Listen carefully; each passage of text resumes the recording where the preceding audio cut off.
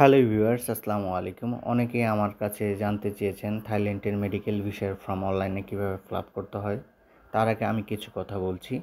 থাইল্যান্ডের medical visa হোক বা ট্যুরিস্ট ভিসা বা অন্যান্য ক্যাটাগরি ভিসা ঠিক সেম একরকমই, কিছু জিনিস শুধু চেঞ্জ করতে হয়। আজকের ভিডিওতে আমি একদম ক্লিয়ার করে দিচ্ছি।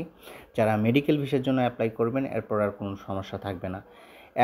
আপনাদের পোর্টালে ঢোকার পরে অ্যাপ্লাই নাওতে যাবেন, যাওয়ার পরে দেখেন এখানে দেখতে পাচ্ছেন কান্ট্রি টেরিটরি অফ পাসপোর্ট, এখানে হবে বাংলাদেশ। তারপরে দেখেন কারেন্ট লোকেশন, এখানেও বাংলাদেশ হবে।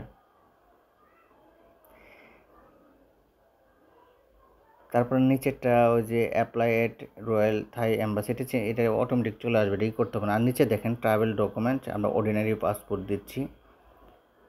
ভিসা টাইপটা হবে ট্যুরিস্ট ভিসা। এই জায়গায় সবারই প্রবলেম হয়, আপনারা ভিসা টাইপ ট্যুরিস্ট ভিসা, এখানে কোনো মেডিকেল ভিসার অপশন পাবেন না, এখানে ট্যুরিস্ট ভিসা দেবেন।